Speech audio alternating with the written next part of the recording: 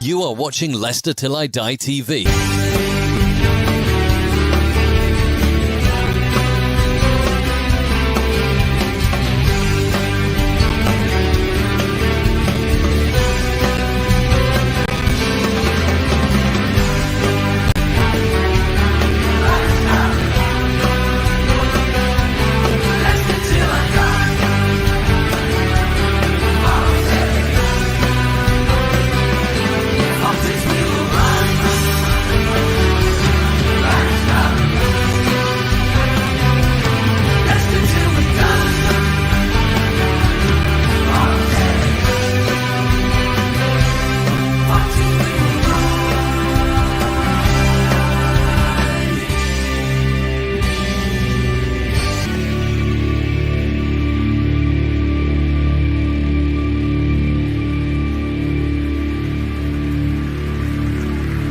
Watch us on YouTube. Listen on your favourite podcast platform. Or ask your smart speaker To play the podcast Leicester Till I Die.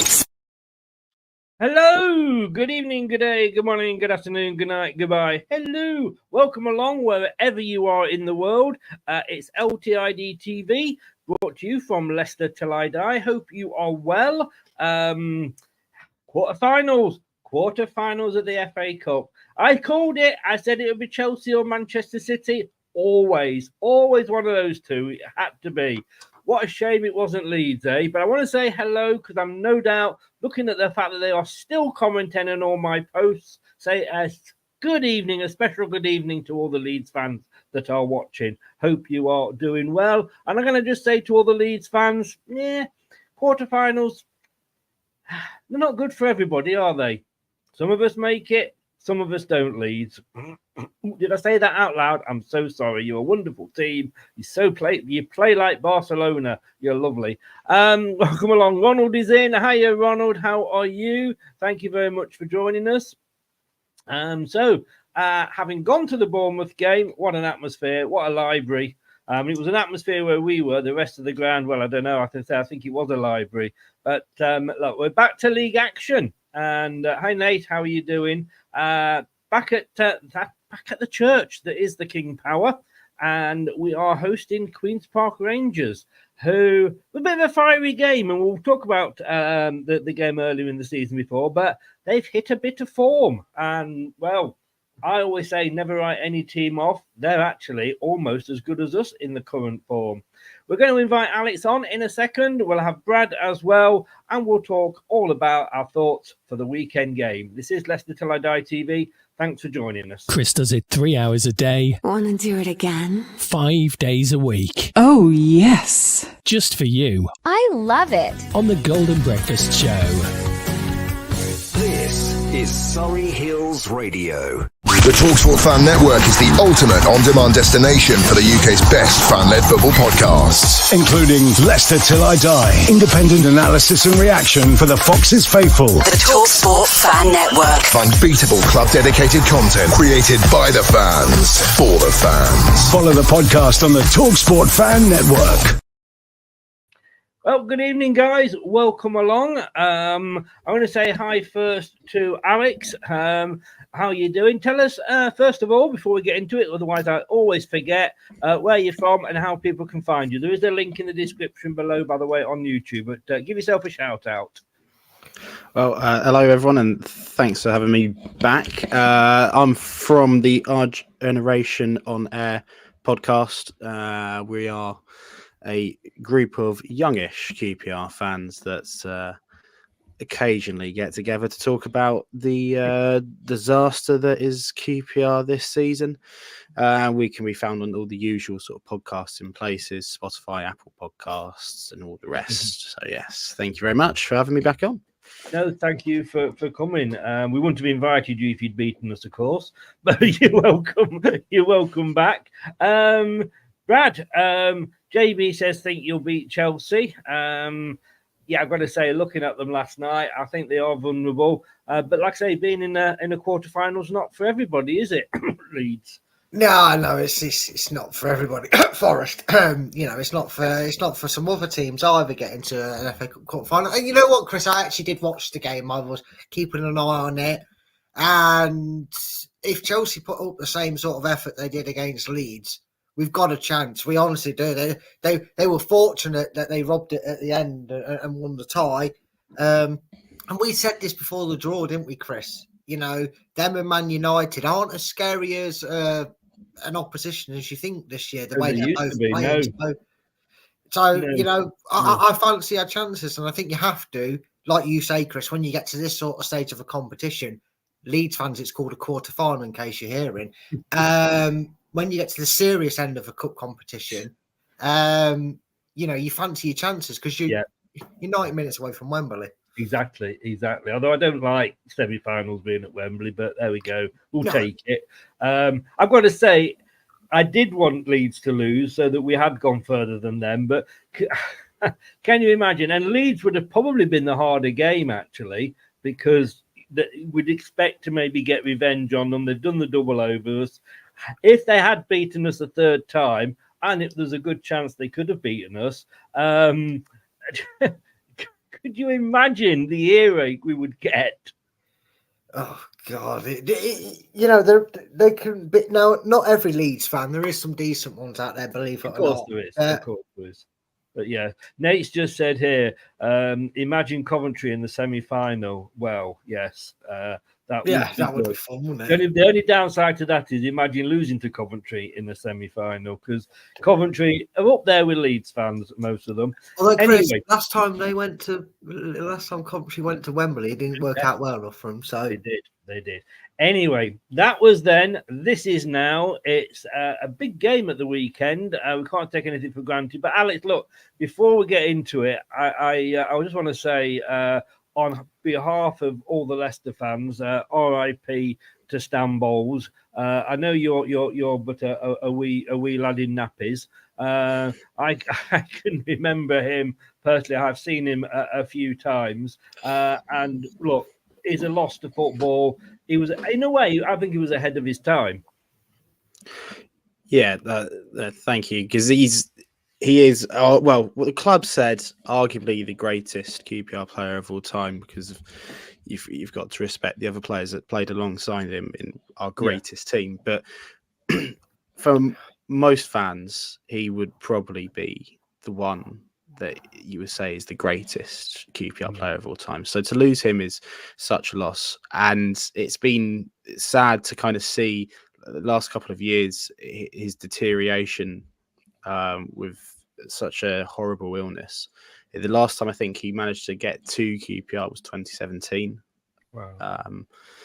And you could sort of you saw that he kind of knew where he was, but he didn't really, and it was such a sad and poignant day. But all the stories that people have been sort of recalling over Twitter and podcasts, and BBC London have done some very nice tributes as well.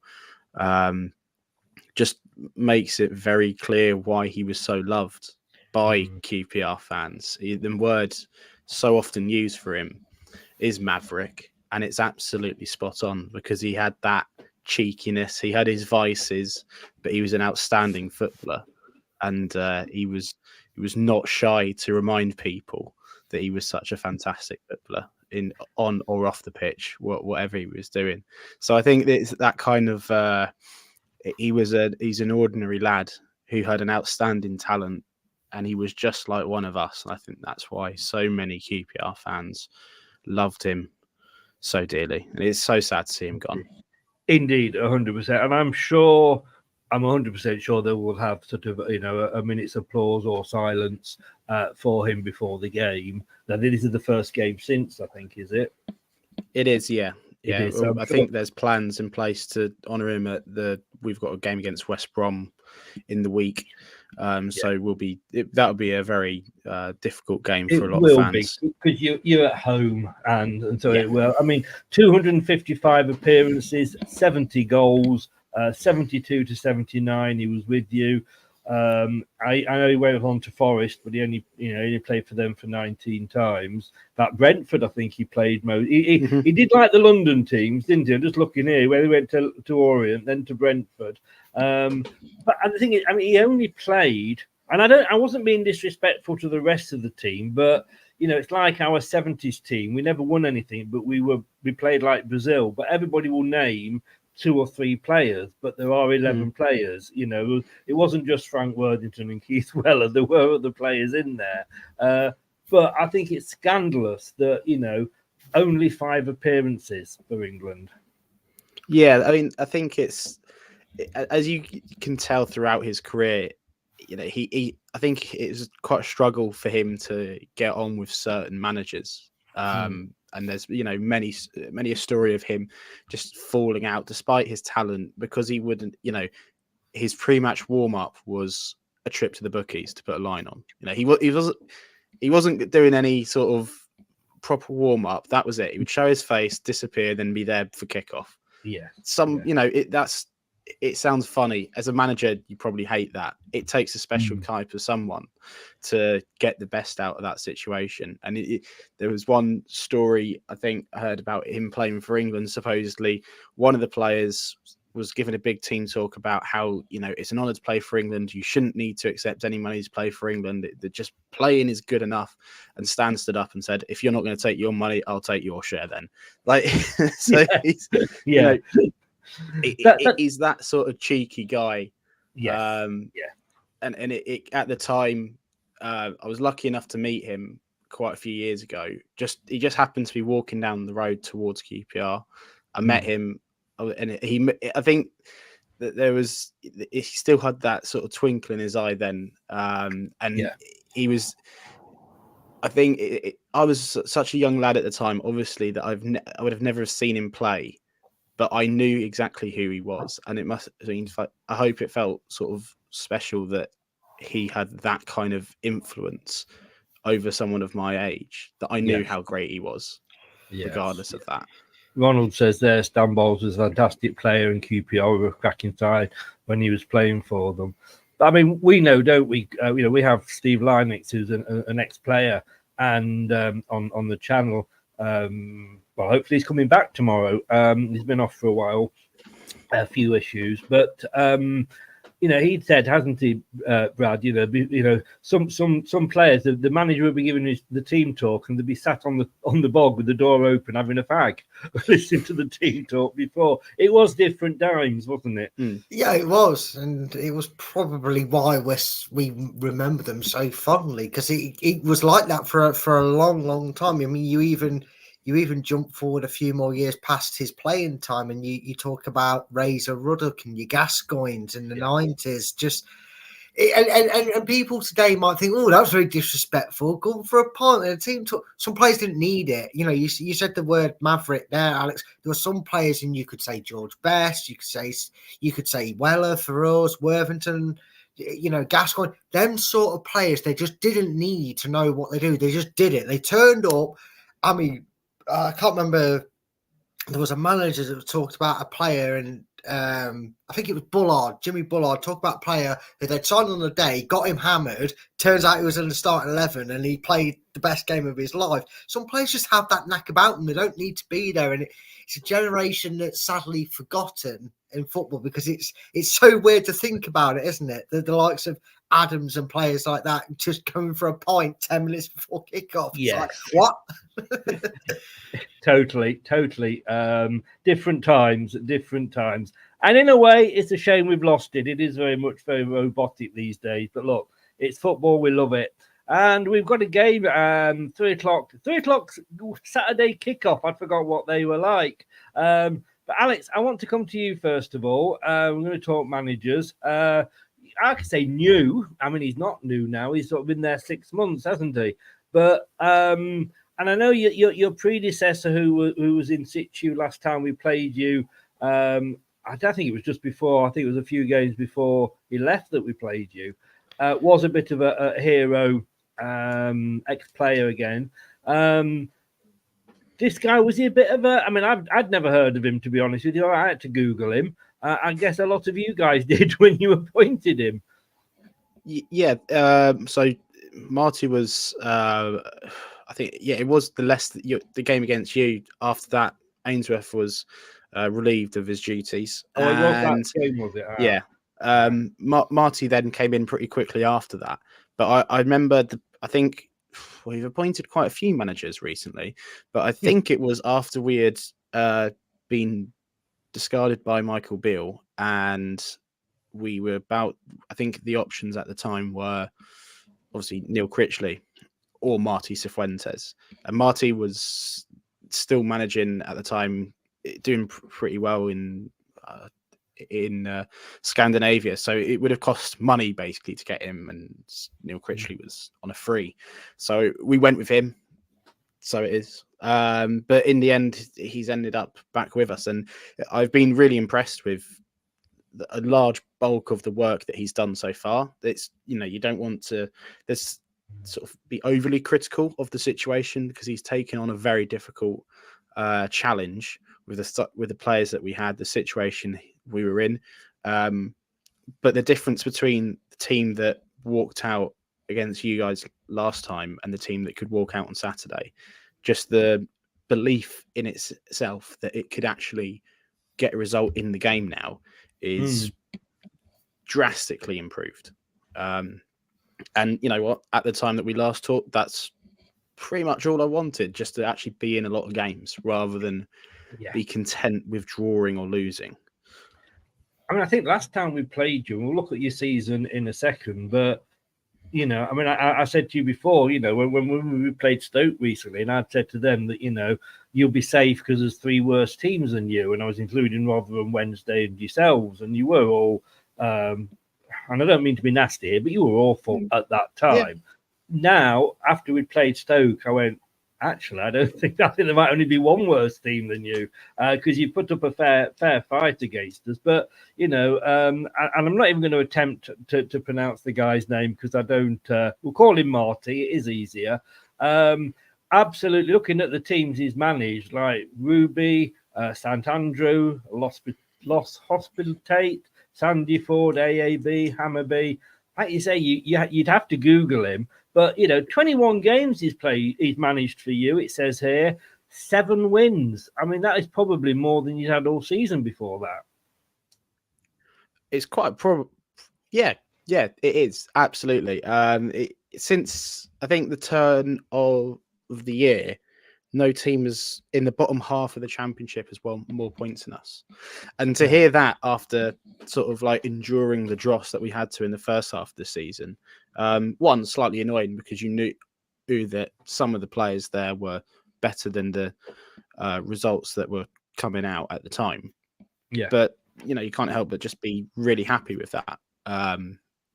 And there's quite a few things that I've been happy with, but what I'm most delighted with under Marty is that for once we've actually got a manager, and it sounds like quite a small thing, but it means a lot to me, in that he's actually willing to shake things up, say, sort of like at half time or just after half time. He's not going to be resolute to one specific game plan. We might change a formation. We might put a player on in a position where they're not ever so slightly used to, and the opposition certainly aren't expecting them to be played in that position. And he's just willing to change stuff, and he thinks a lot more about the game, whether that's him and his coaching team. No manager that we've had recently does that. And that has got us points. That has got us wins. One of his first wins against Stoke, it might have even been his first win at home. We were losing 2-1, 2-0 or whatever. He makes 3 or 4 really important changes, puts players in different places for that specific situation. That ended up making us win the game. And that is just massive for me. Yeah. Scott, thank you for your question. I've started it and we'll come on to it when we get to that particular part of the show. We've never taken, despite everything in the sort of form we've had, Brad, I don't think we've ever taken any team lightly. Rotherham we struggled to beat, didn't we? Sheffield Wednesday, they were bottom at the time. We thought we would beat, and we didn't. They got a draw. The last QPR game, which again we'll come on to in a second, it wasn't straightforward.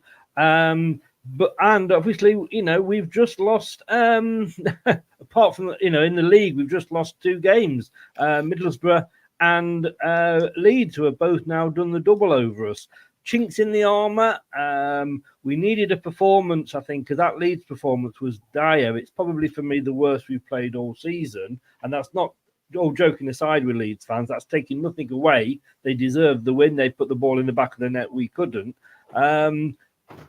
But he's got to get it right for this game for me, as old Enzo, Brad. Yeah, and early. I know we'll talk about the game a little bit, but early in the season when we were having the Rotherhams and the QPRs away, because it's hard. It's always psychologically harder to go at a team away from home, because when they're in dire straits, and QPR and Rotherham still are, but QPR really were. It's harder to beat them because they've got nothing to lose, and they know that. We say it about Man City, playing them as a free hit. Well, playing us this season's been a free hit for most teams. You might as well go at it and lose because you're expected to lose anyway. And it is, and we were still finding our feet. We're kind of in a similar situation with managers as Marty is. I know Marty's managed a lot longer than Enzo has, but in terms of the greatest respect to the Scandinavian league here, in a higher quality league, this is the biggest experience and biggest challenge both these managers have had, and we kind of learned on the job when we was in that period. This one is a big game though, Chris, because like you said, yes, technically we've ended that streak. We beat Bournemouth in the cup, so we're not going to lose 3 games in a row in all competitions. But you don't want to make this a habit. And this is at a point now where Leicester just needs to kick on again, kind of get the monkey off the back and put all that talk about Leeds in the ear roll. With the greatest respect, we're going to have to turn QPR over because their manager, if they come in 1-0 or 0-0 at half time, Chris, they're going to fancy the chances, QPR, the way they play the football. So it's going to be a good game, and we have to be on top. Yeah, Scott disagrees with me. He says, I thought we had a great game against Leeds. We dominated. And it was a fair point, Scott, but I'm just putting the whole lot together. To me, I can't say we played well if we didn't win. We may have dominated, but we lost by 2 clear goals. And to me, that is still the worst performance. I'm sorry. I know what you're saying, and yes, we did dominate, but at the end of the day, we didn't win. So I can't say we had a great game. I mean, seeing our recent 2 games, Alex, Middlesbrough say double over us, Leeds double over us. That must, sorry to keep saying it, Brad, but that must, Alex, give you some we could probably get something here now. Yeah, it's always tempting to think like that. You got to have a sort of slightly optimistic point of view if you're going to be a football fan for, I think, large majority of the teams in this country. It's I'm not going to be sort of too optimistic. I thought last time we were going to get absolutely battered, and we didn't. And on the hindsight, Ainsworth had one trick with us, and that was to sit in behind the ball and frustrate. And it probably, if any game suited that, then when you're playing against a team at the top end of the table, like to have a lot of possession of the ball, that's probably the right, not necessarily the right, but one of the easier. That's the wrong word, but one of the games where that style is possibly more suited. I think it'd probably be more open in this game. But if we come away with a point or a win, then even a point's a bonus at this point. I don't think we're really expecting anything. So like you said, it's a free hit. Let's go and execute the plan that the coaches have put in place for this game and take it from there. I feel vulnerable, Brad. I'm not going to lie. Yes, we did well with what was basically, I hate to say the B team, but it was a second string team that we put out against Bournemouth, although our second string happens to be very good at the moment. I have just got this horrible feeling about this one. And the lead's down to 6 points. I mean, look, this is the form of the 2 teams, but look, nobody can shoot themselves in the foot like Leicester, Brad. No, that's true. And whilst it's understandable that yourself and probably a few others out there are a little bit nervous about this, I've already said this about the running going forward, and this was before and after we've played Leeds, and I stand by it. I think it's ideal that we're playing teams like QPR, and that at home. I think it's ideal that our game is at home. And I'm a lot more settled about playing QPR now than I was after the Leeds game. Admittedly, because of our response, because of our performance, and not just because we won, but the performance was pleasing against, Bournemouth. It's not like we were backs against the wall and we've smashed and grabbed it against Bournemouth. We actually dominated and was probably the better team throughout the 120 minutes. Atkin needs to find his shooting boots, but that aside, we were very, very, very much in control. And I hope for QPR's sake, but I don't for our sake. I hope that QPR players maybe get a little bit giddy and ahead of themselves, and think we can go at Leicester. They're not expecting it. Well, we do our homework. Enzo in his press conference after Bournemouth was like, "Nope, QPR. That's our focus. Don't care who we get in the cup. Not interested in that. It's QPR now. We are talking on." He literally said on the coach home, "We are going to be talking about how we're going to play QPR." So we will not. Unless you do something that even you don't expect, Alex, I don't think you'll surprise us by coming at us and being attacking or anything. And it might be in QPR's best interest to not anger the beast, because you try and play fancy football as if you're going to catch us out. Watch the Bournemouth game back and you see how many times we got in behind Bournemouth. It could come and bite QPR in the arse. So I'm hopeful that we can put in a performance that gets us back on track in the league, because we don't want to lose 3 league games in a row. No, we don't. We don't. Scott says a very good point again here. You're on form today, Scott. Well done.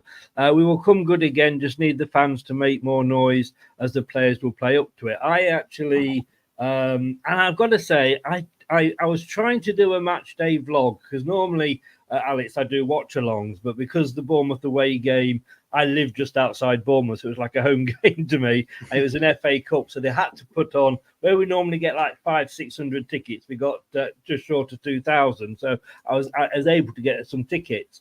And my God, was it quiet? It literally was. It was the very famous, like the shh. Can you hear the home fans? And at one point we'd got the right side singing with the right side, left side singing with the left side. We were singing back to each other because there was something coming from the Bournemouth fans. And somebody actually put. So I was doing these short videos. And I videoed that, and God knows how you can enjoy your game if you're doing filming at the game. I will never do it again. But I posted that, and somebody actually put, that's quite ironic. Seeing as because when Leicester play at home, it can be very quiet.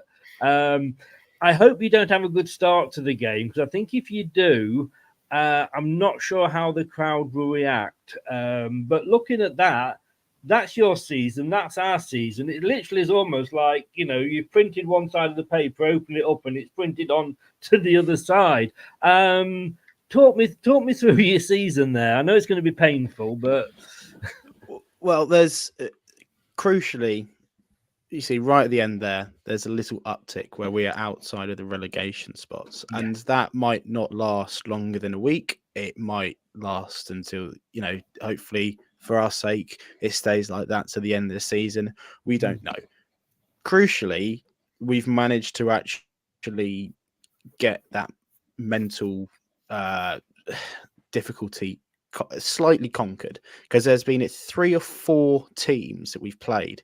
I think it was Sheffield Wednesday, Stoke, Plymouth, and maybe one other, maybe Millwall. I'm not quite sure, where we could have won or got a better result than we did, and we would have been outside of the bottom 3. And we failed on 3 occasions against teams that are in the relegation battle with us, and that was really worrying. So to finally get that little tick at the end, I think, I hope will be a massive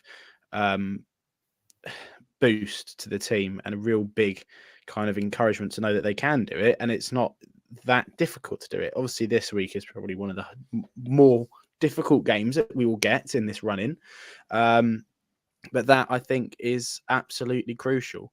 It does tell a story. It tells a story of a very disappointing season. But, I can't see exactly where you're where the reverse fixture is on that chart. But It if was you number sort 14. You just dropped down to 19th, I think, when you played. It's match week 14. It is just before you played Rotherham, your first game against Rotherham. if you put underneath that sort of fans' confidence or fans' optimism after that game, it would have been not through the roof, but it would have certainly been up to the top, because Marty has changed things for us, and that's the crucial thing. Because it all, like you said previously, all we need to be is where we are now, just outside the relegation zone, and that's fine for us. Yeah, it's very interesting what you said there, and it is the games that you maybe should have been winning, like the Sheffield Wednesdays, the Rotherhams before this, last week. The teams that were down there around you, they were so important. They are must-win games. I don't know how many of those you've got coming up again. I know you played Stoke twice, haven't you? I'm not sure. Sheffield Wednesday, have you played them twice? Have you got them to play? I feel like we might have them again, but we've played Rotherham twice now. I'll just look at Birmingham are kind of down there, Swansea and Sheffield Wednesday, Plymouth as well. We've still got to play. So, there's winnable games there. I think there's teams that are further up the league that aren't. That's a good quarter of the mini season that's left, isn't it? Really, for you guys, that's got to be the games that you're looking to win. Sorry, Chris, just no.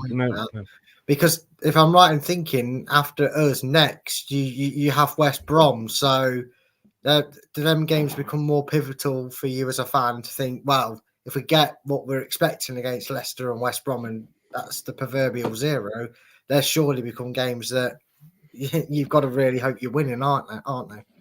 Yeah, it doesn't really matter what happens in the next kind of games against yourself and West Brom. When the context comes to the teams around us, you've just got to beat them. You can't expect to stay up, and you can't, and then sort of lose or draw to teams that are in and around it with you. You've got to beat them. You've got to, when the opportunity is there for yourself, you've got to sort of write your own story and not rely on other teams. Interesting point, and I wanted to raise that about beating teams around you, because we've got Southampton. Well, we don't know when we've got Southampton coming up. We should have been playing them in a couple of weeks, but we've got Leeds fans a quarter final of the FA Cup coming up, which means that game's been cancelled with that weekend. But we failed to beat Leeds. We failed to beat Ipswich. That might just come back and bite us on the bum, Brad. Maybe, but then, like you said, Chris, try and name more than a handful of teams that have beaten us this season. I mean, Ipswich. Hull, who we've got coming up. Hull have beaten us. Yeah, Hull, Coventry, and then Leeds and Borough. So, there's someone else in there. I think there's 5 teams. So, Coventry and Ipswich. The other team. Pardon? Coventry with the other team. Yeah, sorry to say it. So did you? Leeds, Middlesbrough, and Hull. So I think there's another one we've lost too, but I can't remember who. It's completely evaded me. Unless I'm just bad at maths, and maybe I've just done the maths. It's 6 games we've lost, 2 to Leeds. Yeah. So you're right. So 4 teams have managed to beat us out of the 24 that are in the league, and Ipswich got 2 draws against us, which you think Freaky Friday, Alex. The 2 games mirrored each other. 1-0 lead, an own goal got the equaliser, a late goal, and there was an own goal and all sorts. Bloody them 2 games. So we haven't done that bad. And see, Leicester's position, if you want to flip that, Chris, we've beat Norwich, we've beat Southampton, and at the time of playing them, even though they're not so much this season, we beat Blackburn when they were up in the playoffs. We beat Preston when they were top of the league, Chris. As far-fetched as it sounds, again, we clearly have beaten more teams around us than we've dropped points, because realistically we've dropped 6, 7, 8, 9, 10 points from 2 oppositions in that top 6. The rest we beat so far. So I probably made that sound worse than it is when I put the figures on it. I probably should have shut up and said we've just not lost at Leeds and drawn with Ipswich. So we're not doing too bad against these sides at the top end. And you know, like you said, quarterfinals aren't for everybody. So unfortunately, we have to wait to play Southampton. But again, Southampton will be at home. The Norwiches will be at home. The Blackburns at home. I know they're down at the bottom, but again, they are a very well established side and a bigger side than where their position shows. That's the advantage I think we have as well. We did the hard job of beating the West Broms, the Southamptons, the Blackburns at home, away from home. Sorry, so playing them at home, you feel like a double is incoming at least 2 or 3 of them oppositions. So it's not all as bad as it sounds just because we couldn't beat Ipswich and Leeds. It isn't. I think I'm just panicking a little bit because, our lead is going down and down and down. But then again, and I know, and I'm really not crowing or trying to be disrespectful to the other 23 teams or anything like that. But when you've got that bigger lead, there is only one way you can go. Yeah, very, very true. There is. There is. And look, for the individual, for the norm, and maybe for the league itself, it probably needed Leicester to have a little bit of a wobble. But there was a neutral fan who actually said, "I hope you lose against Leeds just to make it exciting at the top." And he had a point. Yeah. For neutrals, it must have been a bit boring, and I suppose they're hoping Leicester struggle for the next couple of weeks in the league. In fact, I think a lot of neutral fans would have been a bit annoyed that we beat Bournemouth and played so well, because they must have been thinking, God, if they'd gone out the cup, they might not have been up for it. QPR couldn't, and then again, it's interesting because if Leeds win, the gap comes a little bit less. What they won't want to see is our response be exactly the same, Chris, to when we lost to Middlesbrough and Leeds last time, which is win, draw, win sort of thing, because then the title and everything else is done. That would be interesting. Would be interesting.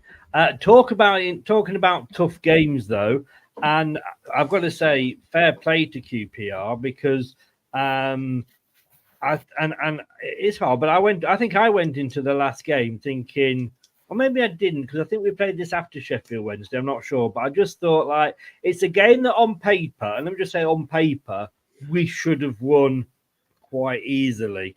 And fair play to QPR. I mean, it was, you say, Ainsworth's last game, but fair play that you made it difficult for us. And I think, there was a bit of an incident that probably turned the game for us in the sending off of your goal scorer. But, until Winks got that wonder strike, and I still think that's probably going to be up there for goal of the season, you were coming away with a point. Your memories of that game, Alex? I remember at the time kind of thinking, oh, you know what? I mean, maybe I thought we were going to lose quite badly. I think I said on here about 4-0. I remember sort of like a half time. I can't remember when the goals were, or sort of, like just thinking. I think we scored on 30. You scored on 40. Yeah, I kind of thought a few of your players didn't quite fancy it, not because of like any sort of raucous atmosphere at Loftus Road. Just kind of didn't feel like your best performance. It felt like you had a lot of the ball, wasn't really going anywhere with it. I think we've all seen that sort of performance from a dominant side. QPR, when we've been slightly better off, have certainly played like that against other teams going a couple of seasons back. I just thought that there's a possibility here. That we could possibly get at them, nick something, and walk away from this being, feeling quite happy about ourselves. Where that leaves, I mean, Ainsworth was always going to go, I think, but how that sort of left Ainsworth would have been really interesting. I would have thought that he would have wanted to sort of go out on a high. He did unfortunately deserve to lose his job, but if you get a point off Leicester and then the next guy doesn't start so well, then people start rewriting history very quickly. So, in terms of his own sort of credibility, go on, try and win the game, try and draw the game. Let's not, like you said, the red card is probably what swayed it in the end. But yeah, I kind of felt like, we could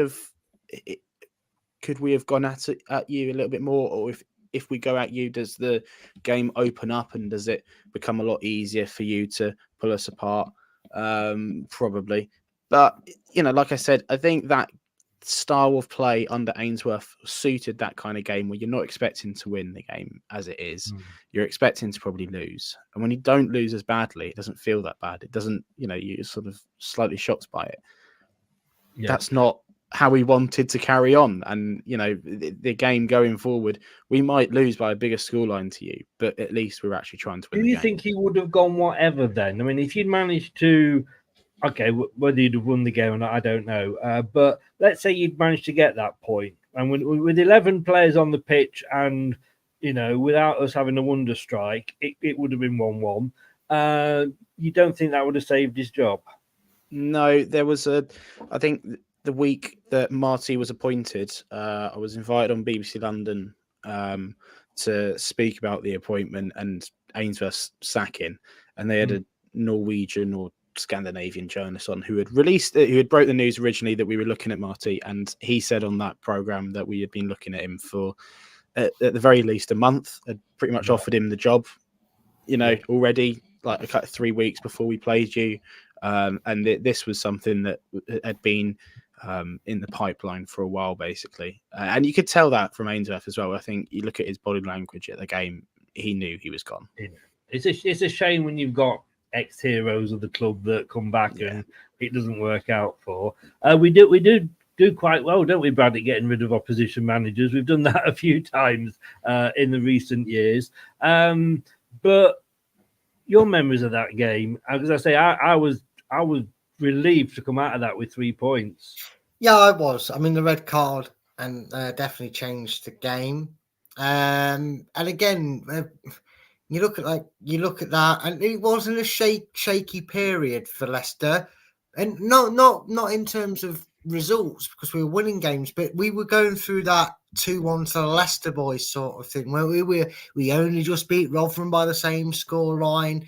We only just obviously then beat QPR. We then drew with Sheffield Wednesday, and that's when Leeds fans first started jizzing themselves over as dropping a point. And that was, again, you have to look at it at the time period, because and we hate to talk about it, but you look at where the squad was mentally from last season. It was in the bin. The morale was in the bin. The faith in any style of patient football was absolutely in the bin. And someone just attacked my letterbox. That was weird. And this was game week 11, 12, sort of around that back bracket. So we'd only just started to see this Enzo style football that we've become so accustomed to this far into the season. We've played way more games than we have now, and this was just at that little bit of the. What was it you used to say in his press conferences after a game? Oh, the 20%. The 30%. I think he was only just starting to talk about them getting to grips with it. I don't even think we was at a 20% point at this point. And you could tell that because, like Alex said, QPR frustrated us. We were trying to pass with a purpose, but we kind of didn't have the mental to do it. We didn't really know how to do it, as we've seen. Following on from this game and the runs we've been on and where we are, we've obviously got to 100% understanding of Enzo's football and whatnot. But we were in the infancy of its development, wasn't it, Chris? This was in that period where we were kind of going, "Whoo, got away with it! Whoo, got away with it!" And I always say, good teams find a way to grind out results, but great teams win when they're not at their best. And this was probably in that period of them fixtures that you talked about, where it was playing teams we expected to hammer, and we were just kind of getting away with it, if you will. So it was a scary game to watch, but we got there in the end, and that's really what mattered. I've got to look. We've just got to mention, probably to me, not just the best buy of the summer for Leicester, but the best buy of the summer for the whole championship, Harry Winks. Not known for his goal scoring, but that goal, Brad, I mean, wow. It's going to be, well, I still think it's going to have to be up there with Fatarou's against Bournemouth, but it's going to be up there for goal of the season for us. Oh, it's definitely top 5 contender. Sorry, Alex, to bring this up again. Yeah, I mean, I wouldn't be surprised if it was in the top three. I mean, Winks is one of them, isn't it, Chris? He only seems to score when it needs to be pivotal. And the QPR game, I think a couple of weeks later, we played against West Brom, Chris, and you remember that one? They overcommitted and he scored in the 92nd minute. Kind of reminds me, is it in that way? He only scores when he needs to, and when he does, they aren't half meaningful and memorable goals. And yeah, it was one of them where you kind of sensed he was going to score because everybody kept saying, "Oh, Winks does this and that. Wait and see. Oh, can't wait for his first Leicester goal." And I think that actually was his first Leicester goal. And yeah, it will definitely be in that talking point along with the Bournemouth.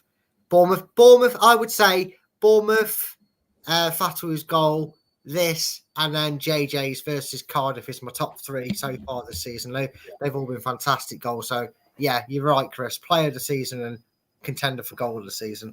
Now, looking at this really sort of makes me like gulp when I look at this because Leicester's the home and away form. So that's our recent form overall. But the figures at the top is where we stand in the home form, and we are dropping down. We're down to 5th in the home form at the moment.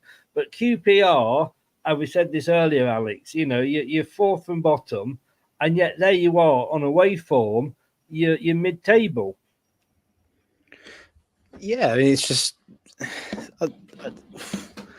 the defence has improved massively, which is shocking considering that we were a really defensive side under Ainsworth. But Marty's got them playing, I guess, with much more confidence in themselves, and that sort of translates into being able to frustrate away from home. And I think in those kind of games where we're not expected to have so much of the ball, it's ever so slightly easier with where we are at the moment to perhaps play away from home. I don't quite know where we stand in the home form table, but when you only have to get one goal or something like that, you're expecting the opposition to come at you because they're at home. Yeah, it's ever so slightly easier to play those games sometimes. But yeah, I mean, like I've always thought that the players are there that are good enough. And they've made some decent signings in January, and it's an interesting one for me because I'm not quite sure how sensible that is, signing those players, whether it's a big gamble or not, because they've said for the whole season, the board, that they've got no money, and then a day after the transfer window shuts, we've signed 4 players out of nowhere, two permanently and 2 on loans from Premier League clubs, and that's not cheap. So whether the gamble pays off or not, I don't know. But there's definitely been a massive uptick. Yeah. I mean, looking at your last 5 games, I mean, you've won 3 of them. You beat Blackburn, Bristol City, and Rotherham, which was a huge win for you, really. 6-pointer, literally. They would say. I mean, if you'd managed to get something from Stoke, that would have been almost perfect. And that was the game, really, that I would have thought would have been sort of a banker for you, if you like, because the other games, you've done really, and at a point a Norwich side that are up and down like a bride's knickers on the wedding night is not to be sniffed at, as indeed the bride's knickers. But moving on, sorry, that's a horrible thought, isn't it? But to lose to Stoke, that was like what you did to Rotherham, they did to you, really. That Stoke game was an absolute. It's just there's no words for how badly we performed in that game, which is, and that we feel pretty great now because we've got 2 back-to-back wins, and brilliant. Or it's not back-to-back, is it? Or I can't quite remember. No, yes, it is. Bristol City, wasn't it? Yeah. Bristol City and Rotherham, and everything's feeling great again. But I can't say how awful we felt after that game. And then you look at the next one, and Bristol City are one of those teams where it's like, they're mid-table, they've flattered to deceive at times, but they've got good players. They've played West Ham and given them a right good go in the cup. And then, what are they going to do to us? We go and beat them. We've beaten Blackburn recently. We never win at Blackburn. That game's got like 1-0 Blackburn written all over it, and we went and beat them. That's fantastic. So we had all that optimism. and then to get it sort of punched out of us by a really poor game against Stoke, conceding from a set piece yet again, and just not turning up in a game where we could have, like I said, escaped from that relegation zone. It doesn't matter how brief it would have been, but we would have escaped from it and we'd felt a lot better for ourselves. But hopefully they've learned from it. But you would have taken that.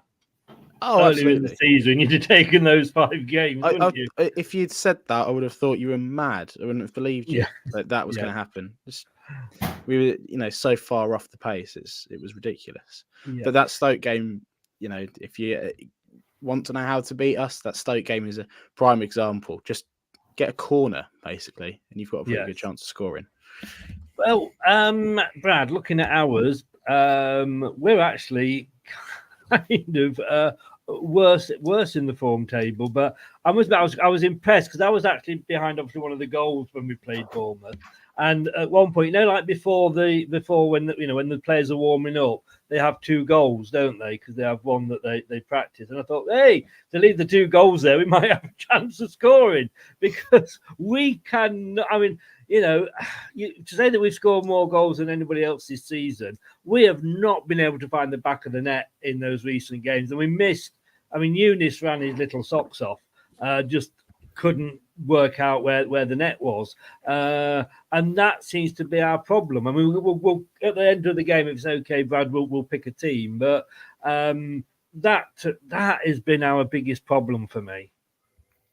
Yeah, it has, and it's a bit unusual. I suppose it's strange to see us struggling for goals when we're top of the league and doing so well. But it has been the Achilles heel, and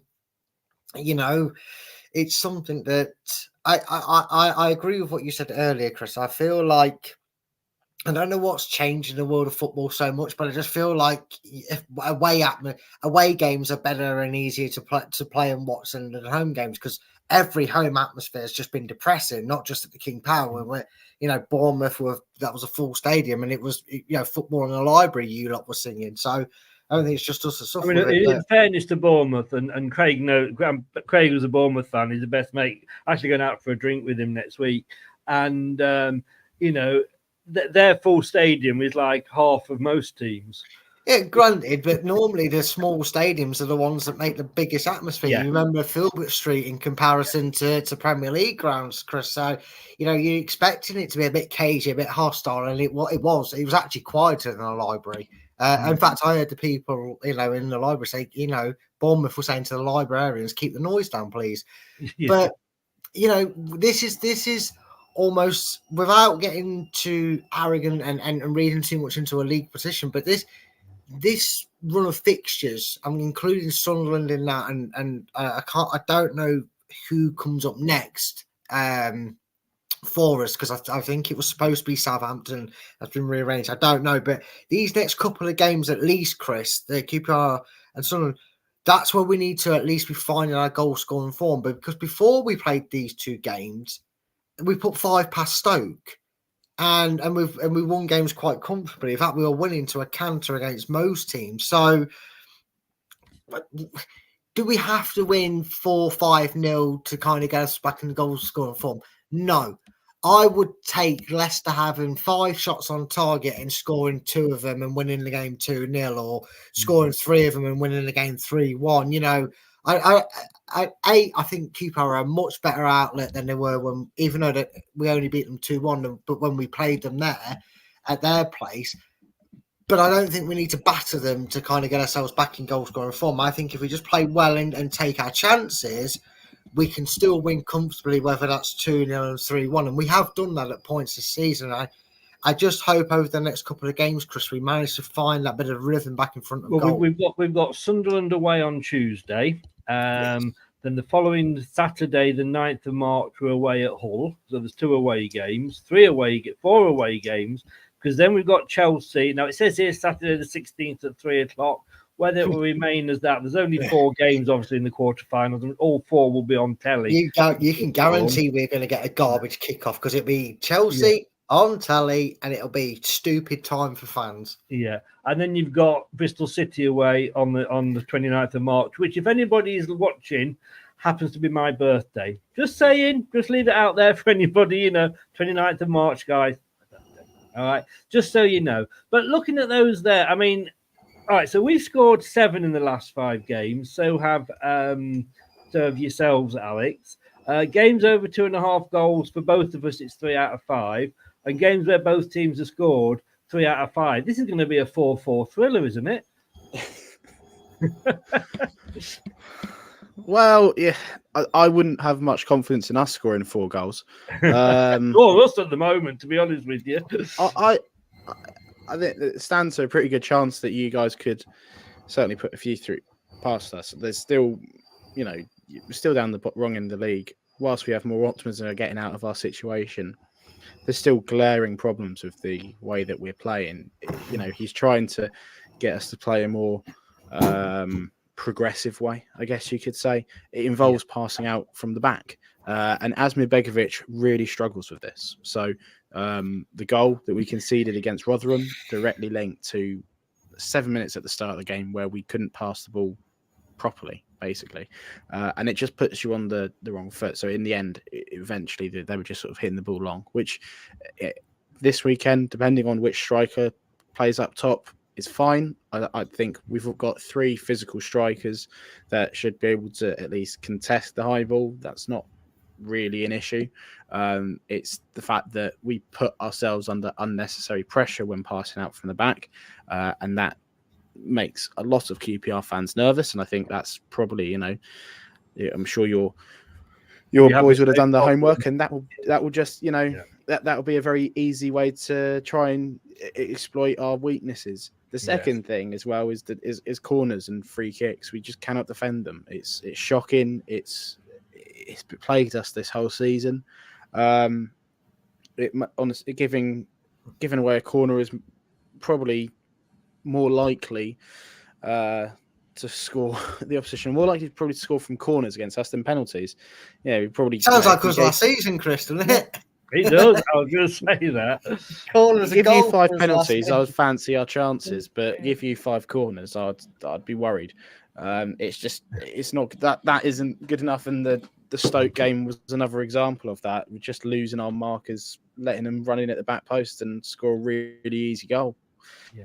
Are you sat under a bird yeah, so there? That is the 2 ways. Are you sat under a bird there? We keep. No. But here we go. This is the top of the table. Sorry about this again, Alex, but this is the top of the table. It is down to 6 points now. We missed a lot of chances at Bournemouth, but in fairness, so did they. I know Enzo said we do not use this game to judge where we are against, if in case we get promoted. I'm sorry, bollocks, we do. I was looking at that all the time, thinking this is a team that, if we were in the Premier League now, it's a game we would look at getting something from, just as Bournemouth would in fairness. It was, apart from Chowdhury and Vestergaard, that was not no first choice, so we say, players on that pitch at kickoff. And to say that was the second tier team, we went toe to toe with a Premier League team. We bought them the confidence, and there must be a lot of the what you say first choice players looking over the shoulders, thinking, "Shit, am I going to be starting against QPR?"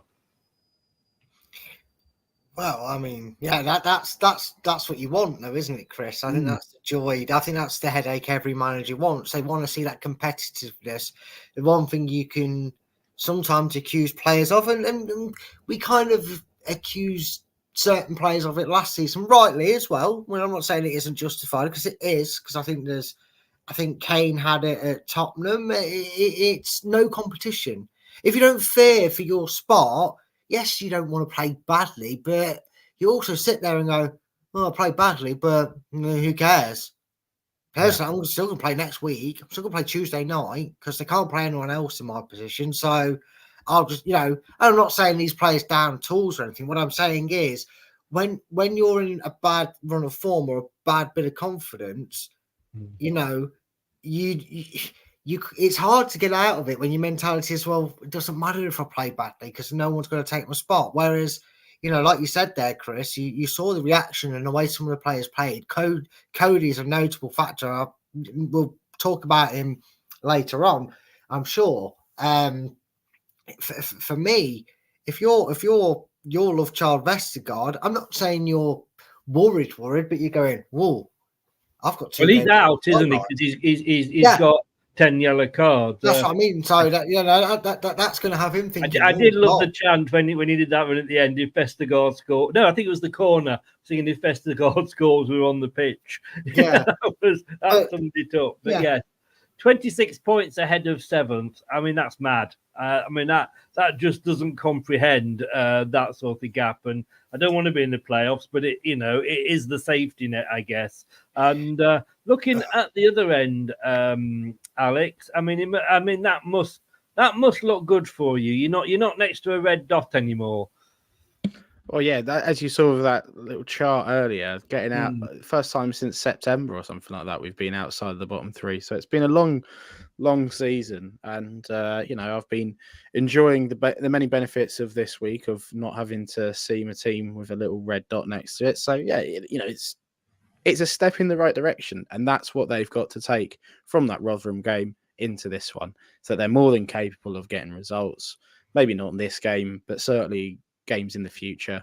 And if we drop back into the relegation spots again, it won't be the end of the world, because we know we can beat those teams. I'm just looking. Do you know who Stoke have got this weekend?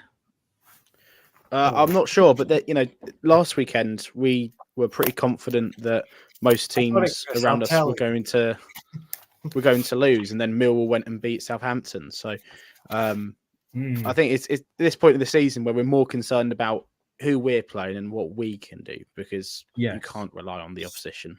Stoke have Middlesbrough, but that is at home. And then midweek, Stoke are away at Leeds. So if if there's ever a time, if there's ever a time for Stoke to turn up, I'll have them for that game. I don't mind. I'll be going on every Leeds channel saying you're bottling a 6-point gap. Yeah. Lose. Thing is, though, Alex, Sheffield Wednesday are away at Rotherham. That could very much work in your favour, couldn't it? Yeah, a Rotherham win there would not go amiss, just to drag Sheffield Wednesday down again. But yeah, well, Rotherham are down, aren't they? Let's be honest with you. Barring a Third World War and the league getting ended, they are relegated. They were pretty poor last week. Can't deny that. It was a sort of position that I kind of recognised us being in. They got the goal early on, and they were not that keen to try and play much more football after that. They were pretty awful. So, delighted to actually get the result out of that, because otherwise that would have been a really depressing week to follow. Yeah. We've talked a lot about tactics, the way you play, etc. So we don't need to sort of go over that as much. But what's your formation that you play, and who should we be looking out for? Who's going to cause us problems from QPR? If it was down to me, I would, depending on his fitness, I'd be starting with Sinclair Armstrong up top. Very pacey player, just dangerous. He's still a little bit all over the place in his finishing, and he may, take 5 chances before doing something correctly, but he will cause your defence no end of bother because of his profile. If you've talked a lot about Bournemouth this recording. If you look at the game that we played against him in the FA Cup, he absolutely cooked their back four in that first half. Of course, I forgot you'd had them as well. Yes, I mean, and that first half was impressive for us, because we really, we lived with them. We coped with whatever they threw at us. It was the second half where it all fell apart. Funny enough, because of set pieces again. But he has got such a. If you look at sort of like the profile of what you would want from a young striker, he's strong, fast. He's got that, that aggression about him, and he will just run and run and run. He's a fantastic footballer, potentially. It's not all quite there yet. His finishing is a little bit all over the place. But I feel like if we're going to be playing on the break, which just seems likely for this game, we're going to need someone who's going to chase and chase and chase and put your players under a lot of pressure. None of our forwards are fantastically clinical. We've signed the new one in January.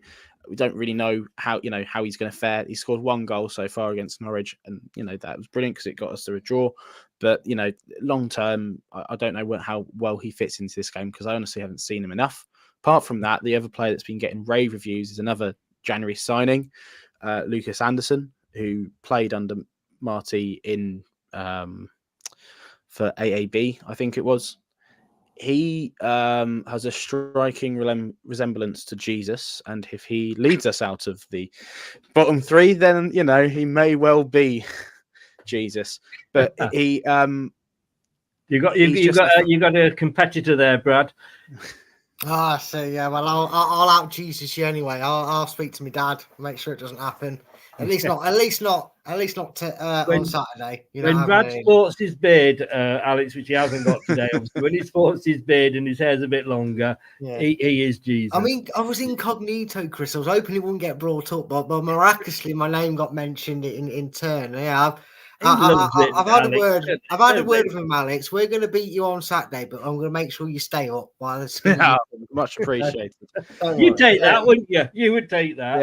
Yeah, very much so. But yeah, he's a fantastic footballer, and he's got that kind of classiness to his game. Picks out a really nice pass. So he was injured for the game against Rotherham, so he only came on in the second half. But if he starts, then I'd be hoping for a good mate. Ronald Chair, he's a talented little lad. Him and Willock. I think a lot in the summer. We moved with a move away, wasn't he? He was, yes, yeah. I think we were linked, mind you. Be honest with you, in the silly season, everybody gets linked with everybody, don't they? Yeah. Brad, we won't go through ours, and I don't want to bore Alex because we'll go through ours because we'll pick a team. I don't want to have him just have to sit through all of that, but so we'll do that afterwards. But I'm going to come to you, Brad. Now, I haven't put my predictions in this week, so I'm still free to pick one. But I must remember to put them in actually. What are you going to go for, Brad? Oh, wow. I'm going to compare you to what I've actually gone for in the predictions league. My little book. I've become organised in 2024. Bloody hell. It's amazing. Can I just say, don't worry about this, Alex, because last week we get a point for a correct outcome and 3 points for the correct score. And last week I got 2 points. So I wouldn't worry with whatever I go for. Which amazingly was one more point better off than someone else in the league, and 2 more better off than someone else as well. So he wasn't the worst one in the league. But the one that didn't get anything just didn't put any results in, did he? Well, he probably saved himself the embarrassment, to be honest with you. But I have done my predictions because I'm a good boy, and also I've run it, so I have to. I've gone 3-0, and normally I kind of take a free shot because I can change it on here, but I'm actually going to stick with it. I am backing us to get back to winning ways and goal scoring ways. Unfortunately for you, Alex, at QPR's expense, but like I said, don't worry, the deal's in progress. So you're going to be fine for next season. Your prediction, Alex? I'll say like a 3-1. I think it's going to be a more open game, so I think you'll take it 3-1. Oh, right. Always worries me when the opposition predict a win for us because it doesn't usually come off. The scary thing is that I'm also going for 3-1. I think it will be a tight game, but I can just see us conceding, especially if our goalkeeper, like you say, continues to play out from the back. Doesn't matter who we put in goal; they seem to play the same way. What we want is one of those goalkeepers, like on 5-a-side on bar football, where they got the thing going over, so they can't go forward; they can just go across the pitch. And we always end with a played for both section. And I forgot, I hadn't realised that this guy actually, after he left us, I mean, maybe before your time, I don't know. Paul Konchesky, Alex. Do you have any memories of him at QPR? I'm trying to. I think he played for about 1 season. It wasn't even that. About 2015. No, yeah. And it was, that was it's clearly not the worst time to support QPR. I think it was when we'd just been relegated from the Premier League. So I'm going to say about 2015. The worst thing about that time is that we had some Nike kits that were very formulaic and very boring. And it just wasn't a very exciting season. We kind of hoped for better. We had players that could probably do better. And we finished rather mediocrity in mid-table. And I think that the thing I remember from him is that he was quickly off to Billericay, I believe, not that long after playing for us. So, that's quite a big drop down, Championship to non-league. Went to Gillingham. It was actually on loan from us to you. Right. And then he went to Gillingham. Then they say he went to Billericay, and then East Thurrock, and then Billericay again. So yes, he did kind of fall off the grid. You're hoping for a lot from loan players from Premier League clubs. That's a pretty big drop off after leaving us. So it kind of says a lot to where the quality was at the time, but not exactly one that I'd say will live long in the memory. Well, you were in the Prem that season, weren't you? 15-16. No, I think we'd just been relegated. So that was that the season after? Was it right? Yeah. Right. Okay. Yeah. Brad, when he was at Leicester, I mean, he played 138 games for us, got 5 goals. He was never the fans' favourite, but I always actually liked him.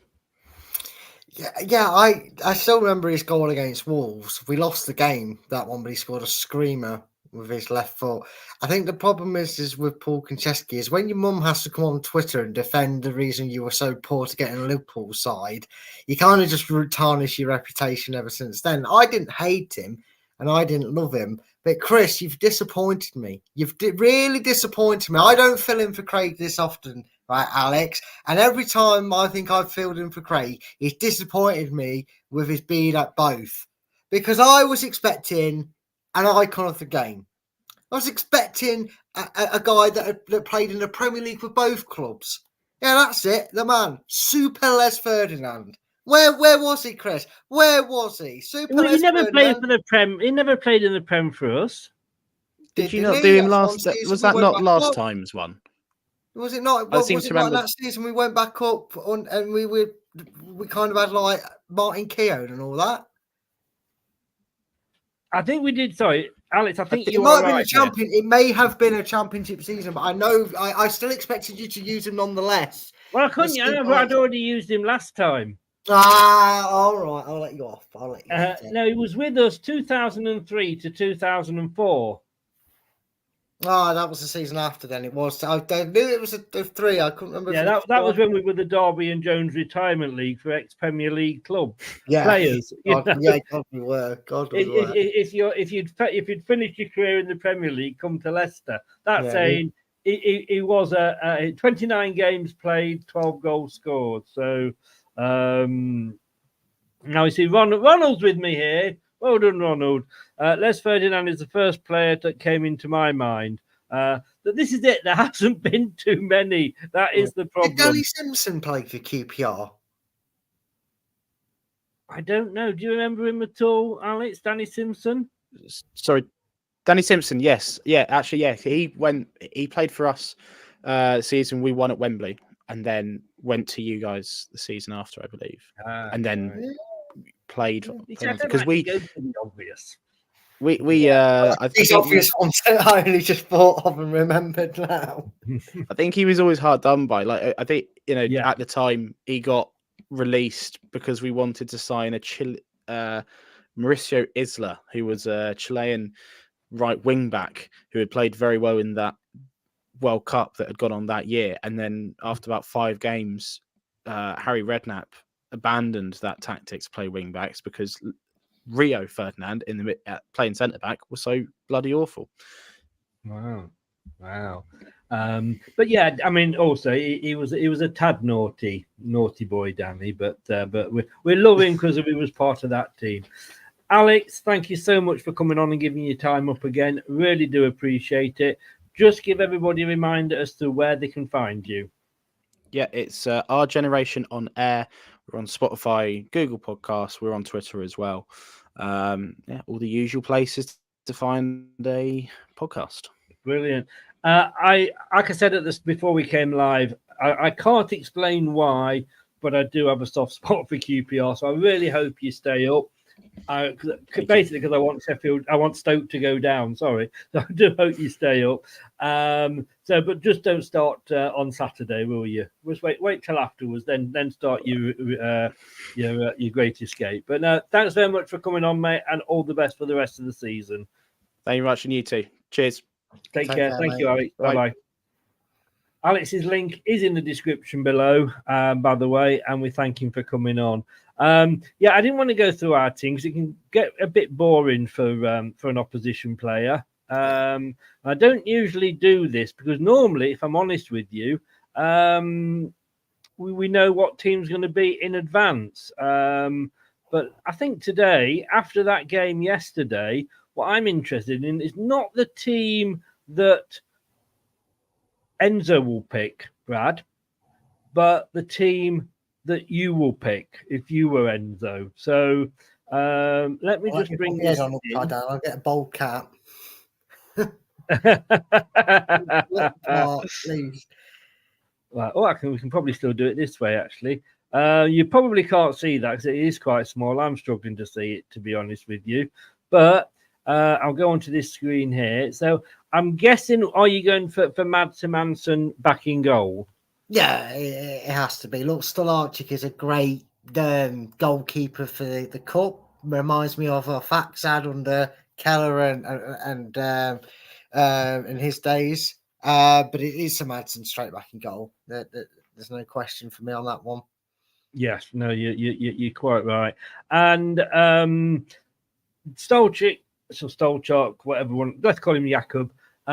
He did have a few mad moments or Mads moments, if you like. I did say in the first half, our goalkeeper always has a couple of moments, and I think he ended up having about 4. But I've gone for the formation that we will have, which is 3 across the back, 3 which will turn into 4 in midfield, then 2 either side of the main striker. So I think the formation is going to be the same. Now then, who do you play 3 centre backs? Sorry, he doesn't play 3 centre backs. No, he can play 3 across the back. Yeah, but that's confusing because he'll only play 2 centre backs. He'll have. Well, you don't have to be. I'm just saying centre backs. Okay. Well, I'll go with it, Chris. I'll go with it. Yeah, go with it. But mate, I'm not. It's just the way you put 3 centre backs. I can't see him playing 3 centre backs. But then again, no. I'm not Stanley Kubrick here. Do you know what I mean? It's just what I've got on the screen. God, Brad, give me a break here. No, but you know what I mean. We play 3 defenders, 4 if we're defending, 3 if we're going forward. So this is the going forward bit here. The way they go about it. So on the left of the back 3, it's Justin. I'm far more confident in Justin than Doyle. So for me, it's always James Justin. Oops. Let me put him on the right. Let me put him on the He's correct wrong side. He's wrong side. He's the wrong side. It doesn't say left. No, for fuck, bloody hell. We've got a back 3 of Justins. We have. So good they named them twice. We've got JJ. There we go. Right. Okay. Let's go in the send. No, let's go on the right then, because if I can work out which one that is. The right. Are we sticking with FaZe or? Yeah, I think FaZe comes in. I think FaZe has to come back in. I said this after the Bournemouth game. I like Nelson, and while people might say QPR is the ideal game from. Yeah.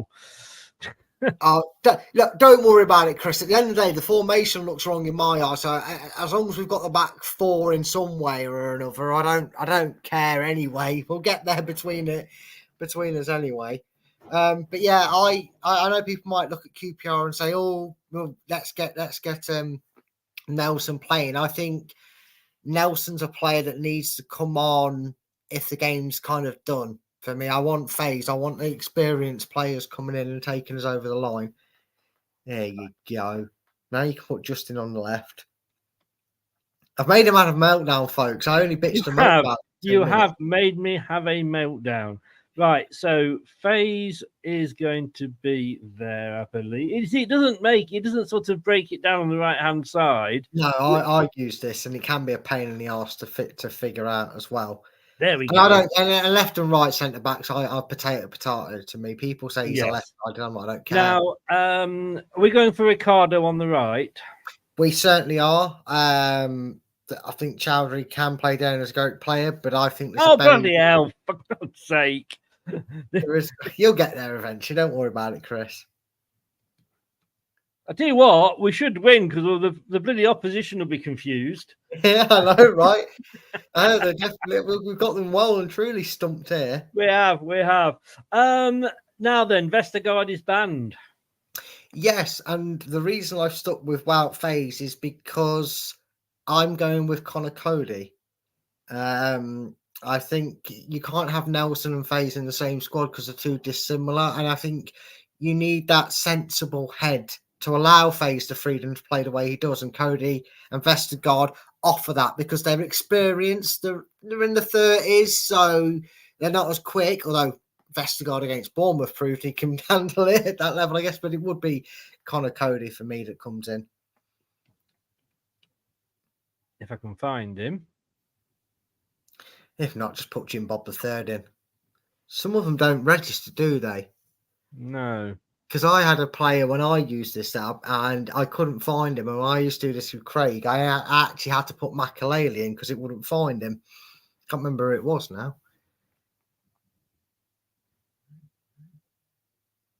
This is annoying. Coady. Try that. There we go. Simple. I've got to agree with you there. I have a feeling he will bring Nelson back in because he seems to be liking Nelson. And as Ronald says there, it's either Cody or Nelson. I think Cody deserves it. He had a good game against Bournemouth.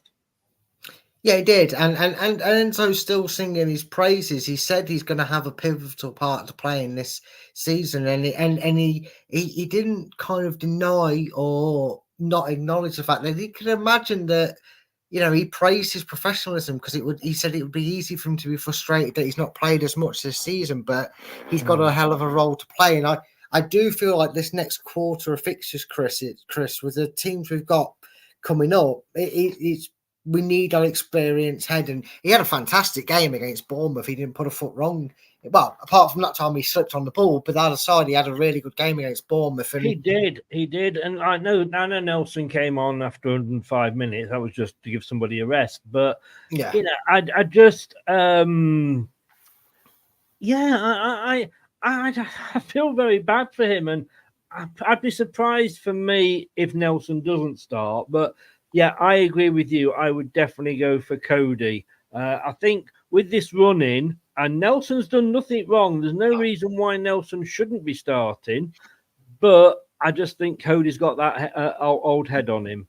Yeah, the only way Nelson gets into the squad, and I wouldn't do it, so that's why we've got this formation, is we would actually play three at the back. You know, we'd play with like that three centre back, and then five in midfield. Which is what I thought I would set it up as, but it didn't work. Which is why I was like, no, I wouldn't do that. If you're asking me to pick it, I'm not doing that. No, but the thing is, you know, whether it's four at the back, you know, it is only three. Yeah, of course it is. Attacking. Yeah. You know, yeah, we always tend to leave one wing back, don't we? Yeah, to move we've got three central midfielders here. So who are going to go on the left of the centre?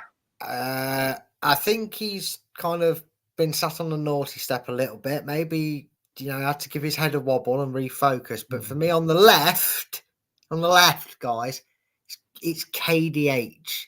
He you know, I think he's a player that isn't irremovable. He's certainly not.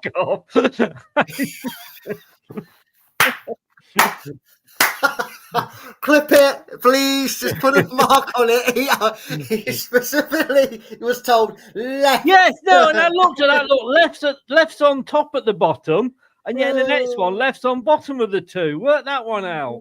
I don't know, but I am amused, Chris. It's just the way you did it, and then just went, "Oh, fuck off." Oh, there we go. But look on the right. The yellow, which is the left back, is above the brown of the right back, and then the two I centre know. midfielders are both black. I go top, and it's on the I know. stupid I mean, it's system. just the way we had so much trouble with the defence, and the second you're so certain you've done it. I tell you what, I wasn't going. I was looking for another one that I used, and I couldn't find it, so I had to come back to this one. Well, right. You think the football club would have one for the fans to for a bit of fun, wouldn't you? But, Yes, you would. But fun's something that we're not allowed to have anymore. Right. Yeah, I agree. He's had the rest against Bournemouth. Let's give him a chance. When he's on form, he does make all the difference. So yeah, I'm agreeing with you at the moment, to be honest with you. On the right of the central midfielders. My man of the match against Bournemouth. People seem to still be nervous. I think some of his naivety when he was young and getting in the squad. I mean, he nearly ended Matt Ritchie's career. Sorry to the Newcastle fans to remind him of that, but because he was in the chat. But for me, I'd put Hamza Chowdhury in there. I would put Hamza in there just purely because of not necessarily positional change, but the work of the person I'm going to put in the middle of them, what he will do. I think he covers ground, Chris. I think when Dewsbury Hall and the next midfielder in question push up with the attack, we need to have somebody, because we since we've lost Ndidi, we've lost that reassurance in the midfield in a breakaway, and that is, I think we actually need to. It sounds negative because I'm sure people expect me to say Winks here straight away, but the reason I would have Chowdhury in there is because he just clatters into a player fairly now these days. Granted, he doesn't go around trying to get red cards and breaking legs. Fairly clatters into a player, and he reads danger so well. He has matured, and his game has come on leaps and bounds under Enzo. So for me, manager Chowdhury's in there. Well, this is your team, first of all. I want to say hi to Richard, Newcastle United fan. Welcome along, mate. Looking at our position for next season. Fingers crossed, not guaranteed yet, mate. Glad you're coming back up. Well, I say, let's touch wood. You deserve it. Thanks very much. And anybody that watches this channel regularly knows I like Newcastle. I think you put up with a lot, and all this sort of salty thing where you don't deserve all this money. Or who cares? Who cares? You got it. It's your turn. Give the top six team a good run for the money. I know you're struggling this season compared to last season, but look, just stick with it and stick with Eddie Howe as well. He's good, and good luck for the rest of the season, mate. Right, so who will we go in central mid? See, I was tempted to say give him a bit of a run because I do like Yunus. I think he'd be knackered. I think he ran like 10 marathons. In fair, he was my man of the match against Bournemouth, and I know people will go, "What? Yeah, he could hit the barn door with a banjo." Nobody was getting into those positions, and when you get into those positions, you get taken down for a penalty. Or look at Leeds; their last 2 goals were deflections, so that's all you need. He was all over the place. He was the Harry Winks Mark II against Bournemouth. Yeah, he was, and as Meatloaf once said in one of his songs, God rest his soul, you took the words right out of my mouth, because I am putting Mr. Reliable, the Championship Player of the Season thus far by a country mile for me, Mr. 90% pass success rate. I don't care what happened in that one game. We don't talk about that 89%. It is Mr. Harry Winks. And the reason I put him so advanced in the lineup is exactly because of what I said about Chowdhury. I think you can still have him hustle at midfield, but you talk about that QPR goal, Chris. The one thing I think Leicester fans would want to see now added to Harry Winks' game is that freedom, which indeed he allowed him to have a little bit when he was playing, and Chowdhury would. It's that freedom to not just be the guy that pings it around, which he can still do in the middle of the park, but go forward with it. Join in that attack, get a bit more forward, give us 5 bodies coming forward instead of 4 in a 4-man attack. So for me, that's the midfield 3. Okay, I will come back and make some changes for my team. at the end. I don't care about you. Your opinion's wrong. So anyway, carrying on, guys. We don't need him. There we go. He's back. Oh, damn! Like a fart in a spacesuit. He hangs around and you can't get rid of him. Right, here we go. Left midfield. I am guessing Mavadidi. Yeah, so I'm gonna put Mavadidi, mate. There's no point even trying to drag it out as if I'm going to put anyone else. It's Mavadidi every day of the week on that left hand side. I love our Albrighton, but he's a game management player for me. I think that's a technical term for Albrighton. He's a game management player, isn't he? 2-0 up, last 10 minutes, rest some legs, get Albrighton on, dependable, reliable. You're starting with Mavadidi every week. You are. And if I knew how to spell it, I'd be really... M-A-V. I don't think he comes up under that, though. Look. Mav-I. Hang on a second. See, I think it was Mavadidi I was having trouble with. Oh, no, it was Cassidy. I couldn't find Cassidy. It just clicked in my head I couldn't find. Well, try his first name, which is S-T-E-P-H-Y. There we go. And drum roll here. On the right. Abdul. You need to teach me the lyrics for the rest of that song because I think that's brilliant that they've used ABBA, which you have been to see in concert, Chris. You must have loved that about Fatawu. I didn't know. My son had to, as I was filming, my son had to say, I don't like that song. He said it's ABBA. I said, I still don't like that verse. Oh, God, the only one you don't like, and they use it. Voulez-vous, it's Fatawu. I don't know, it just didn't do it for me.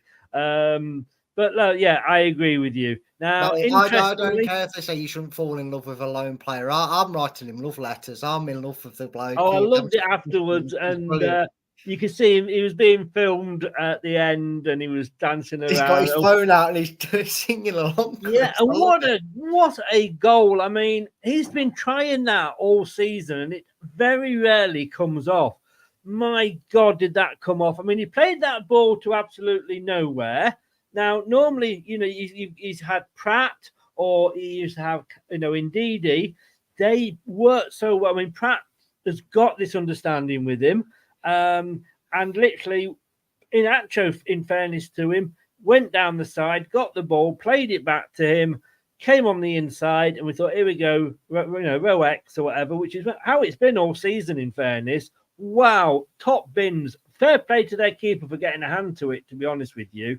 But I was just at the other end of the pitch, and I'm like, has that gone in? Did that really just go in? So, yes, fair play.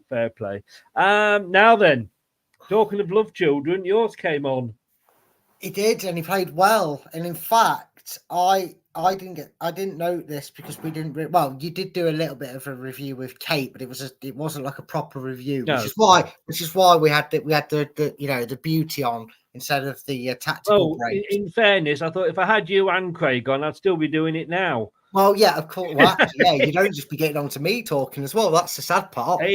My God, I love him to bits, and like I say, I'm going for a drink with him next week. But my God, can he talk? Well, you won't get pissed, will you? Because by the time he finishes telling the barmaid a story or the barman a story, they'll be calling last orders. He won't even get a drink on. He actually said, let's meet at 6. I went, that's a bit early, make it 7. And I thought afterwards, thinking, actually, 6 might have been the better idea. But yeah, I did have to cut him off a few times. He knows it, though. He does go off on a... I thought you could do with a sat-nav. He could do with about 5 of them. But who are you having up front, young man? It's a difficult one because you look at, and I know you said he was your man of the match, and I understand why, because apart from the fact that he couldn't finish his dinner, let alone a shot, bless him, he ripped through the defence and he actually complimented my love child and Iheanacho's style of play, because Iheanacho was afforded to come forward, but we didn't, because Atkin was told to press up and kind of become that Shinji Okazaki striker role, if you will. Yeah. He allowed us to win the ball and keep that body in the midfield and not sacrifice losing the man up top. And if one of the 3 in midfield plays like that, it's got to be Iheanacho. And I know, Ian Acho, Brad's biased, shock horror. We can hear the loving from here, Brad. But if you're going to play somebody the same way they played at Gun, you look at how they played against Bournemouth in that cup game. They complemented each other so well because he does hold the ball up well.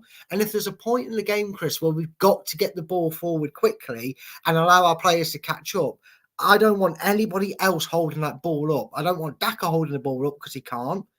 Let's face it, he is pace, he is Vardy-esque in that sense, but he can't hold on to a ball. And Cannon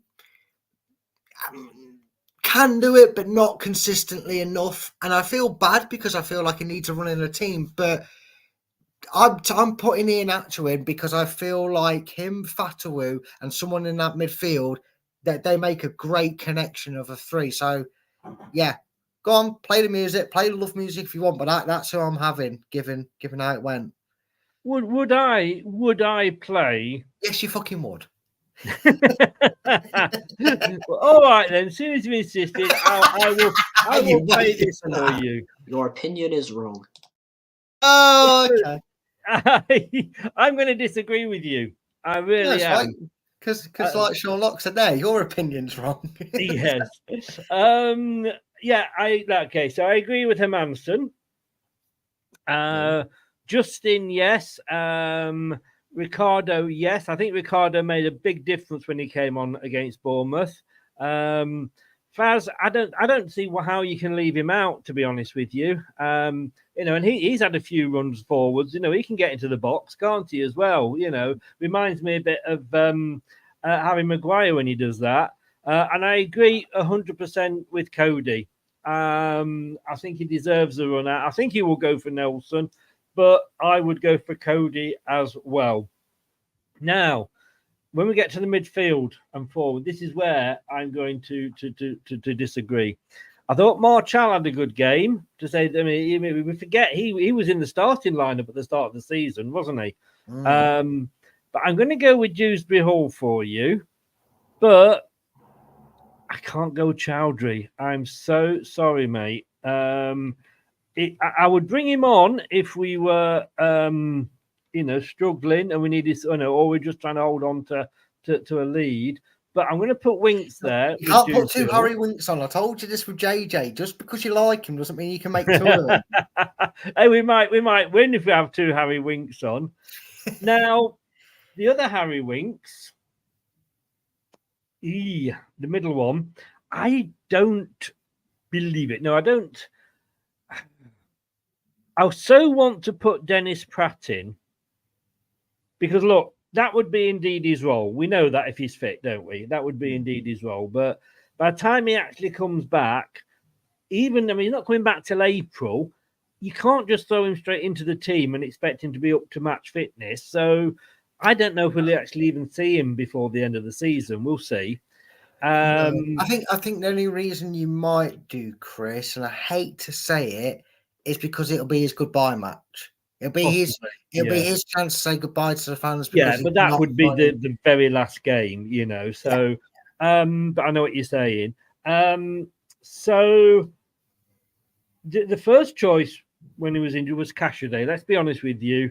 Enzo loved Cashaday, and he was like, what we thought about him, it didn't matter. He was the first choice. When he went as well, Pratt's gone in there and he's really grabbed his place. True. And he deserves, and he hasn't got injured, and he has had some very good games. So he would be one that I would possibly think about putting in, but I am going to go for Yunus simply because he had a brilliant game. No, he did, right? But then surely are you about to contradict yourself after seeing the way they played together as a unit? Are you about to seriously take my love child out of the situation, Chris? I'm getting emotional. Are you about to do this to me? I am. I'm sorry. It doesn't make me feel any worse than I am. But yes, I'm sorry. I can't.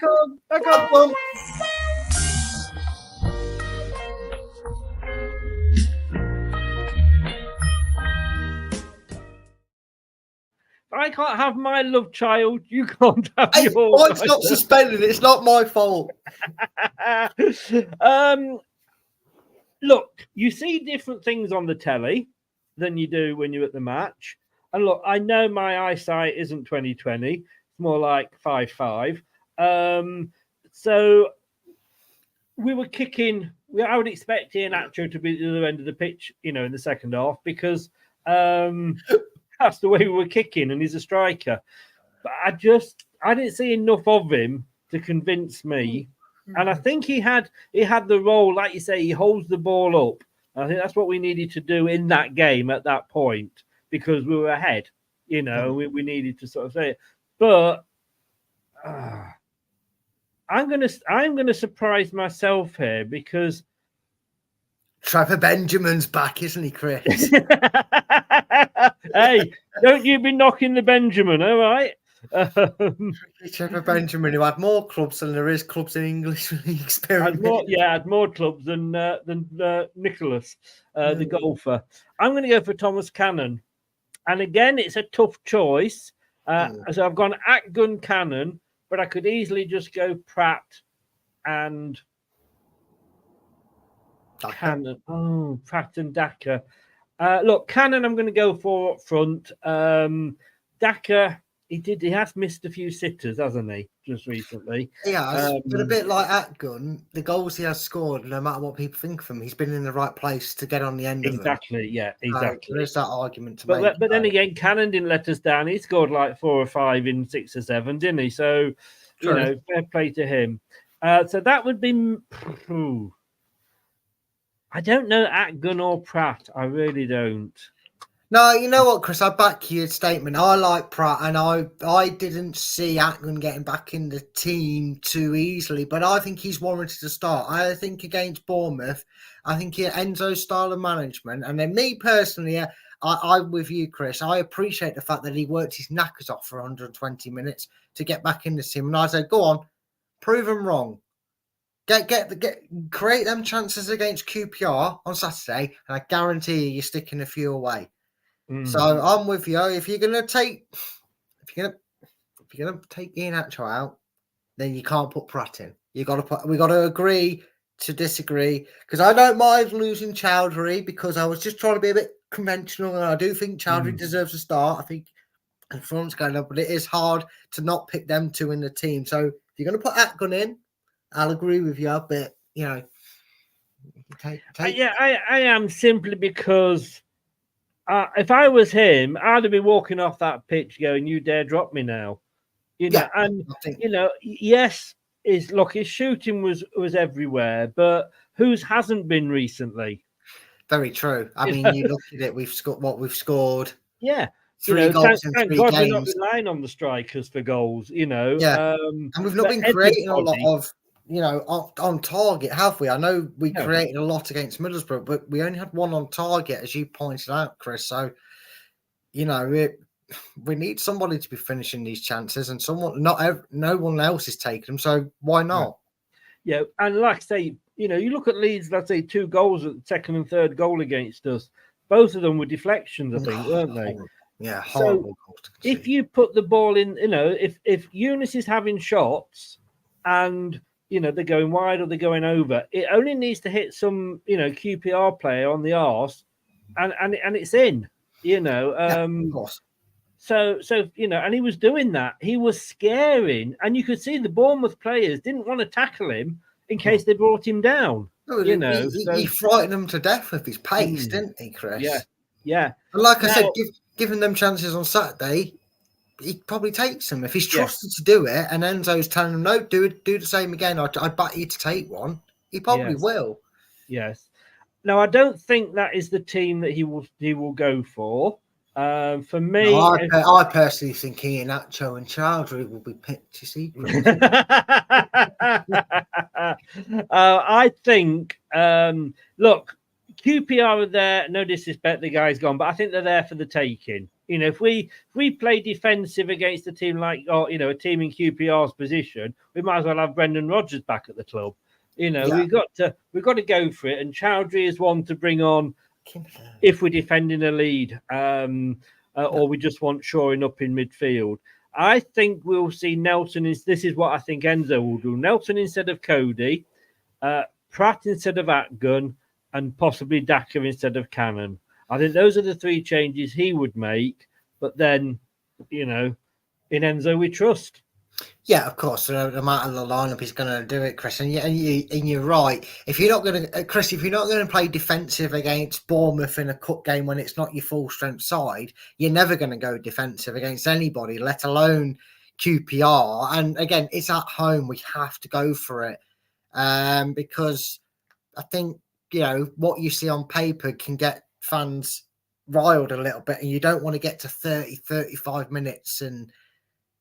Leicester have had 2 chances, QPR have had 2 chances, and it's a dead boring game. I can't see that the way Leicester play football, but you'd want Leicester to have a lead of some form going into half time. And you'd want to be able to come in at half time, Chris, whether it's 1-0 or it's 2-0 or 3-0, sitting there going, only one winner, and it continuing in that mental sort of thing. You don't want to be sat there going, oh, God, bloody hell. It might be 1-0, but they've had more chances. We've got to, we don't want that. We want to be sat there at half time going, yes, well done, great performance, keep it going, sort of thing. Yeah. Ronald said, I'm not sure how long Vardy's out for, but his experience will be vital for the running. I think this latest injury has convinced me that we can't afford him in the Premier League. No, we can't. We can afford to give him the Wes Morgan treatment, can't we, Chris? Where we keep him around maybe for the dressing room, but you're not. Well, no, we can't even afford. He's on $100,000 a week. Yeah, I suppose affords along the way. Out when you got to think of FFP, and when he gets injured now, he's only been back 2-3 games from his last injury, and he's doing this, and he's not even playing. This was like back to Rodgers days and Dr. Death, when the players were getting injured on the training ground. And that's no disrespect to him, but he's of an age. It's like I say, I'm in my 60s. If I just have cut my finger, it takes me a good 2 weeks for it to heal. Well, when I was 20-odd, it was taking a couple of days. So that's the problem. I don't think we can afford him next season. But this season, like Ronald says, when he's fit, his experience, even if it's just the last 10 minutes, will be vital.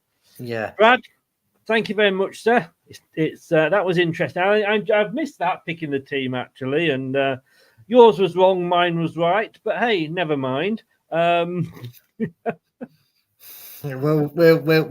see. We'll have to start doing it, Chris. I'll send you my team, and then on the game we'll compare who's more right than the others. No, we'll both get as many wrong and right as each other.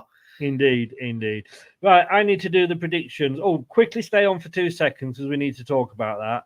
No worries. But if you have been listening on your favourite podcast platform, thank you so very, very much. We're on all the major platforms, obviously, as part of the TalkSport fan network. And if you've been watching or you've been in the chat, thank you very much for joining us. Check out our sister channel, LTiDtv 2. Go over there, give that a subscribe as well. And say thank you for joining in the chat if you have been in the chat. But that's it. Tomorrow night, we will be back at some point with the prediction show. And then obviously the watch along from 2:15 on Saturday. But until that point, it's good night from me. And it's good night from him. Good night. Good night. Thanks for watching. These videos are tremendous. You'd better like them too, or I'll be back.